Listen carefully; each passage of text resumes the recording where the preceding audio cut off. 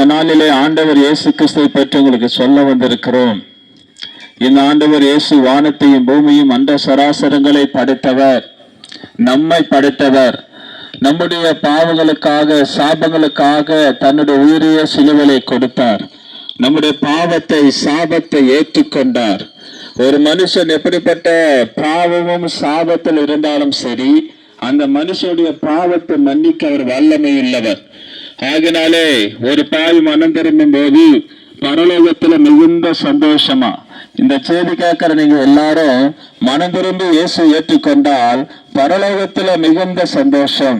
உங்களுக்குள்ள ஒரு சந்தோஷம் இருக்கும், உங்க குடும்பத்துக்குள்ள ஒரு சந்தோஷம் இருக்கும், உங்க வாழ்க்கையில ஒரு மகிழ்ச்சி இருக்கும். இயேசு உங்க வாழ்க்கையில உங்க வீட்டுக்குள்ள வந்துட்டா அந்த வீடு உங்கள் உள்ளமும் பெரிய சந்தோஷத்தை நான் நிரம்பி இருக்கும்.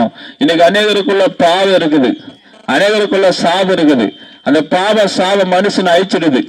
பாவமோ சாபமோ ஒரு மனுஷனை அழித்து விடும். ஆனா இயேசு கிறிஸ்து வாழ வைப்பார். பாவ மனுஷனை அழிக்கும், பரிசுத்தம் வாழ வைக்கும். பாவ மனிதனுடைய நரகத்தை கொண்டு போகும். இயேசு ஏற்றுக்கொண்டால் இந்த பூமியில ஒரு வாழ்க்கை, மரணத்தை பிறகு பரலோகத்துல ஒரு வாழ்க்கை இருக்கிறது. மரணத்தை பிறகு பரலோகத்துல சந்தோஷமா இருக்கலாம். அது கொடுக்குதான் நாம் நரகத்தில் பட வேண்டிய ஒவ்வொரு வேதனை இயேசு கிறிஸ்து கல்வாரி சிலுவையில் ஏற்றுக்கொண்டார். நம்முடைய பாவ சாபத்தை ஏற்றுக்கொண்டார். நாம் அவருக்கு எதுவுமே கொடுக்க வேண்டியதில்லை. ஒன்றே ஒன்றுதான் கொடுக்கணும். உங்க இருதயத்தை இயேசுக்கு கொடுங்க. இயேசுக்கு உங்கள் இருதயத்தை கொடுத்தால் வாழ்நாளெல்லாம் நீங்கள் மகிழ்ச்சியா இருப்பீர்கள். இயேசுவுக்கு உங்கள் இருதயத்தை கொடுத்தால் இயேசு உங்க வாழ்க்கையில நிலையா வந்து விடுவார்.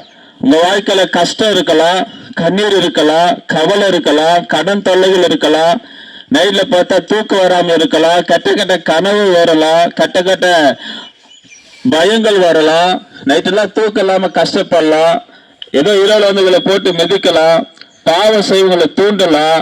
எப்படிப்பட்ட பிரச்சனை இருந்தாலும் ஏசப்பா கிட்ட மனம் திரும்பி வரும்போது அவர் விடுதலை தருவார். என்னிடத்தில் வருகிறவனை நான் புறம்பே தள்ளுவதில்லை ஆண்டு சொல்கிறார். இந்த உலகத்துல யார் ஏசப்பட்ட வந்தாலும் சரி, அவரை தள்ளவே மாட்டார், புறக்கணிக்கவே மாட்டார். உலக புறக்கணிக்கலாம், சொந்த பந்தெல்லாம் புறக்கணிக்கலாம். வசதி இருந்தா பலர் வருவாங்க, வசதி இல்லைன்னா யாருமே வரமாட்டாங்க.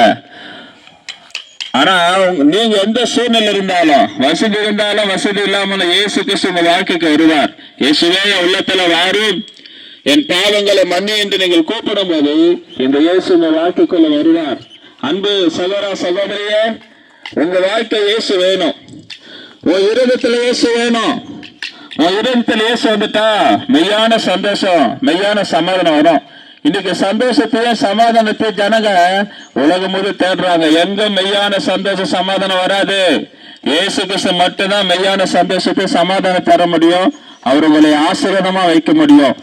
இந்த இயேசு உங்களை ஆசீர்வாதமா வைப்பார். இயேசு கிறிஸ்து உங்க வாழ்க்கையில, நீங்க இருக்கிற இடத்துல, நீங்க வாழ்கிற இடத்துல ஆசீர்வாதமா வைப்பார். இந்த இயேசு இன்றைக்கும் ஜீவிக்கிறார். இன்றைக்கும் ஜீவிக்கிற ஒரே தெய்வம் ஆண்டவரா இயேசு கிறிஸ்து. இந்த ஆண்டவர் இயேசு நம்புங்க. அவர் உங்க வாழ்க்கையில பெரிய பலனா இருப்பார், அரணா இருப்பார், கோட்டையமா இருப்பார். உங்க வாழ்க்கையில விடுதலை இருக்கும். இந்த ஆண்டவர் இயேசு கிறிஸ்துவை நீங்க சொந்த ரட்சகராக ஏற்றுக்கொள்ளும் போது இந்த இயேசு வாழ்நாள்ல உங்க கூடவே இருப்பார்.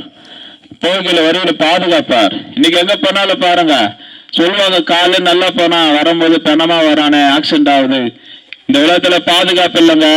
ஆனா இயேசு கூட இருந்தா பாதுகாப்பு இருக்கும். இயேசப்பா கூட வந்து உங்களை பாதுகாப்பாரு. எந்த பேய் பிசாசு மந்திர சூனியமை எந்த ஆபத்து விபத்து உங்களுக்கு வரவே வராது. உலகத்தையே படைத்த சர்வ வல்லவர் உங்க கூட இருந்தா எந்த தீமையும் அணுகாது. இந்த இயேசு உங்க வாழ்க்கையில் இருந்தா எந்த பேய் பிசாசு மந்திரம் வராதுங்க கூட. உங்க வீட்டில் இருக்காது, உங்க எல்லையில் இருக்காது. நீங்க நல்லா சம்பாதிப்பீங்க, நல்ல வருமானம் இருக்கும், கண்ணீர் இருக்காது, கஷ்டம் இருக்காது, துக்கம் இருக்காது, துயர் இருக்காது. ஆண்டவர் உங்களை ஆசீர்வாதமா வைப்பார். மெய்யான தெய்வம், உண்மையான தெய்வம், மாறாத தெய்வம் இயேசு கிறிஸ்து. இவர் உங்க வாழ்க்கையில் வந்தா நிச்சய சந்தோஷம் வரும். இவருதான் பரலோகத்துக்கு வழி. இந்த பரலோகத்துக்கு வழியா இருக்கிற இயேசுவை நம்புங்க.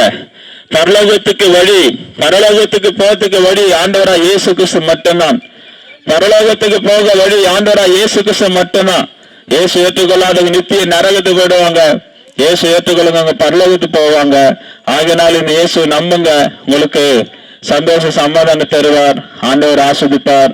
உங்களுக்காக நான் ஜெபிக்கிறேன். பரலோக பிதாவே, இந்த கிராமங்களை ஆசீர்வதிங்கப்பா. ஒவ்வொரு தெருக்கள் இருக்கிற குடும்பங்களையும் ஆசீர்வதியும்.